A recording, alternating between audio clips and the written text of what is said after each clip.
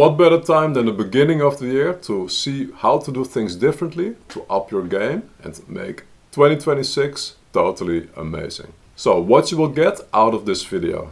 You will get 3 protocols to create a system, 1 mindset that will give you all the motivation you will ever need, and 3 big habits that will emerge in 2026 and beyond. So first off, why do you need protocols? Now basically it frees up mental energy because you do not need to think about how I'm going to do things, you just have a system for that in place.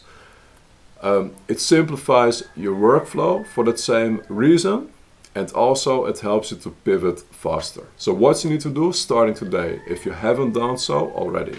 So you need to become a realist as laid out in the 50th law. So a realist in a nutshell is someone who always studies the world around him to spot opportunities, to see how to adjust and so forth. And also you need to remove leaning sticks. So that's anything that is a sort of dependency. So for example, alcohol and drug use. Those are leaning sticks.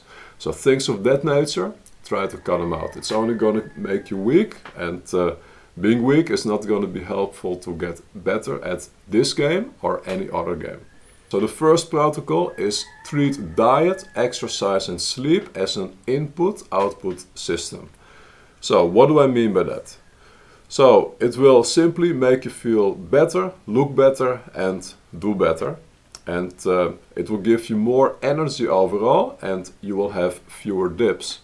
So the strategy here is start talking with Gemini. You can simply tell it like, hey, I want more energy throughout the day, or I want to lower my anxiety, or I want to sleep better. Those are all things that Gemini can help you with. And basically talk about those things. So like mention your gender, your age and what you wish was different. Now, and for me personally, like what made the hugest impact was quitting alcohol and incorporating beef liver powder. The alcohol part I quit it 2 years ago in December of 23, and beef liver powder I incorporated that last year in January, and both of those have had a huge impact. I also do a whole lot of other things, but they're like the 1% or 2% increase of energy. But these 2 things, they have made the hugest impact. Now, and also what I noticed, like I'm working for myself only on Thursdays because I don't make any money as yet. But I noticed that sometimes on Thursday I feel like waking up in the morning like today I'm gonna be a little bit less energetic. And on those days, if you work for yourself, you can just say like, hey, I'm going to start a little bit easy today. So what I like to do sometimes on Thursday, I start off with a movie, like the wife and the kids are out of the house, so I have the space to myself, and then I just have like an easy breakfast. I take my time, watch a movie, sometimes like a little bit less than the whole movie. But all of that is to say that it makes it easier to go a little bit easy on yourself. And I always notice like if I do that, then I maybe lose an hour or 2. But after that, I'm rested and I'm ready to go. So overall, I get more out of that today. Then the second protocol. So work in 2-month blocks with a predetermined benchmark to continue or pivot. And 2 months is like a guideline. Sometimes I even work less than 2 months on something. But this is really something that I learned over the last 12 months. Now, so in a nutshell, like the idea here is that if you work longer on something, you're gonna be more emotionally involved. So basically, if you're too emotionally involved with something, it's really hard to look objectively. And 2 months is like the sweet spot. Like you will see some development if it's meant to be, and if it isn't, then it's also easier to see like, okay, it's time to pivot towards something else. So either continue or pivot to a next project. That's the short of it. So the strategy here is you have to create a benchmark at the beginning of the 2 months, because else it's going to be harder to determine the continue or the pivot. And also you need to start trusting your instinct to spot opportunities, because making a pivot means moving into a new direction, and it's up to you to determine that. So When you start trusting your instincts, it will be easier to spot new opportunities and to make that your direction in which you're gonna go. So moving on to the third protocol, do one thing and do it obsessively. And this is also something I learned over the last 12 months. Like, I always wanted to do like too many things at once, because I was always thinking like, okay, if this doesn't work out, then I can just continue with something else. But what actually happens here is that it kind of gets your attention to become pretty divided. Like, you think you can do it all, but in reality things are much harder than you think. And so in a nutshell, like, doing one thing keeps you from underestimating the difficulty of the problem that you're trying to solve. And I really took that to heart. Like, I had a couple of occasions this year where I discussed with my mastermind, like, okay, how shall I move forward? I think this is viable, and this is viable. And the verdict of the group was always like, okay, choose one and do it to the best of your abilities. And that group consisted of people who were all extremely successful. So they have walked the walk. And so that's why I really took that to heart. And I'm noticing that right now. Like, when I started with boring fiction for sleep, the idea in the back of my mind was like, yeah, but I can still do something else. I have like bandwidth to do something else. And what I noticed as well, pretty quickly, was that it was going to be a little bit harder than anticipated. And since I did only that thing, and I did it obsessively, I had the bandwidth to really hone down on that problem and to really look for a viable solution. And I'm sure that if I had stuck to like 3 different things, I would just have been like, okay, I guess it's not meant to be, and I would have moved on, while I still believe that this is a very viable something. Now, and also, like, what I'm trying to say here as well is like, obsessing means that your problem is top of mind at all times, and this really helps you to really dig in and to really look at it from all possible angles and to really come up with the best possible solution in case problems arise. And problems always arise because this is a messy game. It's like not a straight line. It's like here, here, here, here, and then you connect the dots afterwards. Part of the nature of the game.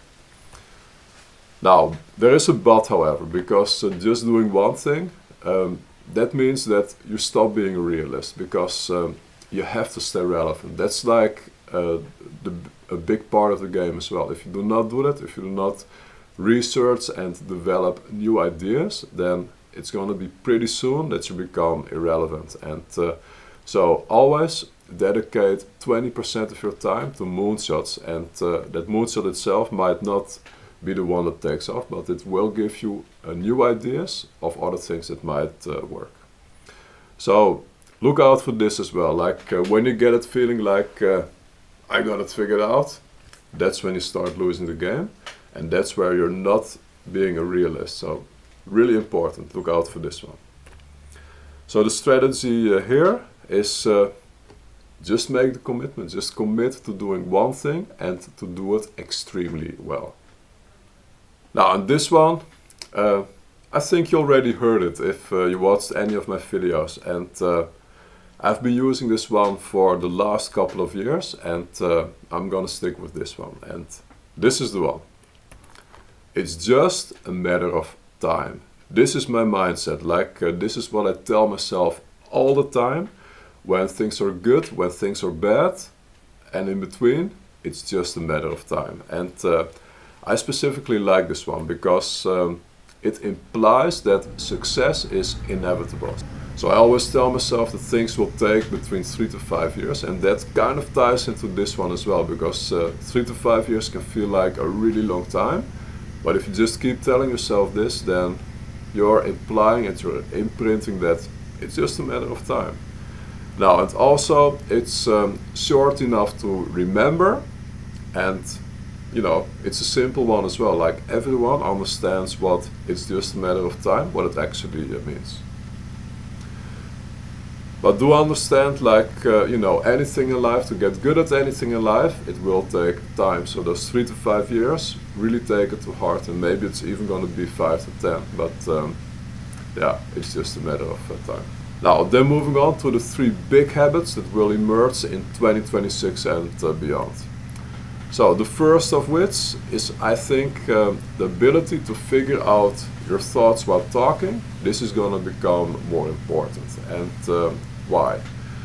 Well, we're just scratching the surface of AI, and to interact with AI, like typing, can only get you so far. But if you get better at talking about your thoughts, because that's a different sort of game than typing, it's going to make things easier, because it can be quicker, but also it can be much easier, because I think the technology is going to move more towards wearables. Like currently you have like these Ray-Ban glasses. They have like a camera, I'm not sure if it's to the side or in the middle, and it has like headphones to the back here, and I think things like that will become a bigger thing. Like right now, they're not even that expensive, like $400.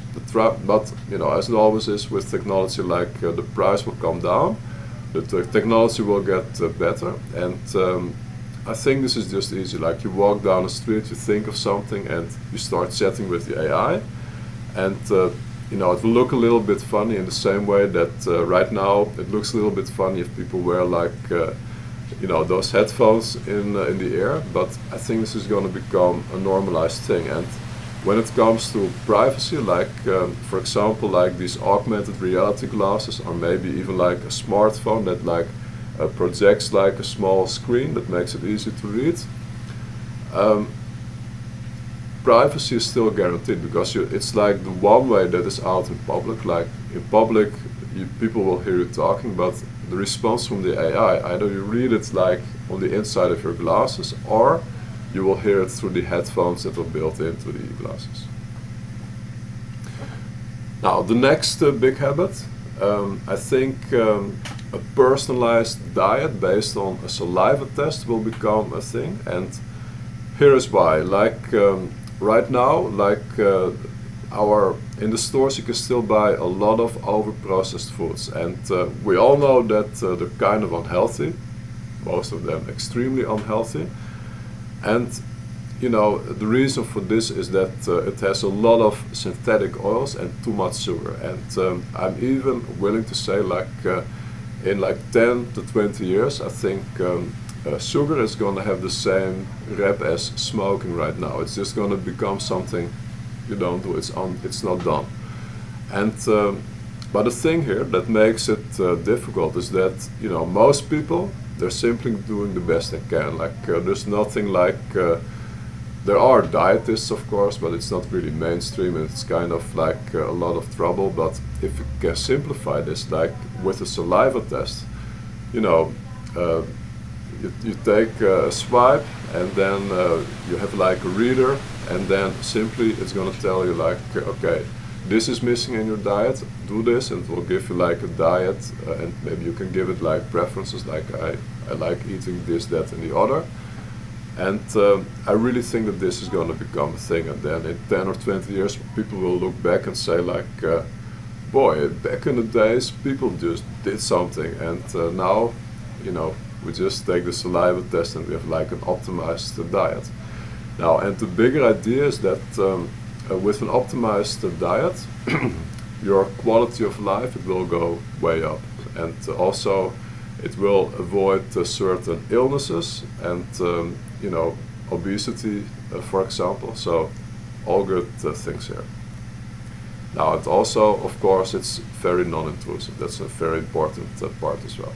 Now, and also in the future, people will be able to create a personalized sleep plan based on saliva tests and lifestyle analysis. Now, and a saliva test will be able to show an imbalance in the body, and you know, whenever there's an imbalance, like it causes stress on the body and creation of cortisol, which is you know, detrimental to the quality of sleep. But the other side of that is that our lifestyle also has a huge impact on our sleep quality. Now, and since we're all chatting with AI, I think an AI is, you know, the perfect, I would almost say like person to tell you like, okay, this is where you can change your lifestyle, and this is why it will be beneficial to your sleep. Now, and the big idea here as well is that better sleep, basically, it helps you to reduce stress and by proxy, risk of very serious illnesses. So, my final thoughts. So, the protocols and mindset are all based on my personal experience. These are things that I figured out over the years. It really works for me, so that's why I'm sharing this with you, because if it benefits me, maybe some of these things might also benefit you. Now, and also the big habits that I see emerging in this year and beyond, all based on my worldview. But yeah, one thing I have to say about that, like the technology to make these habits a thing, it isn't there yet. It's still being developed. I think that the first one, the way of interacting with AI through speaking, I think that's the closest to becoming a reality. The other two, in all honesty, I think it's a bit further out. But all of these three things, all these three habits, I see them happening in the future. Let me know in the comments which of these ideas you find most useful, and also let me know in the comments how I can make these videos more to your liking. So that's it. That's the video.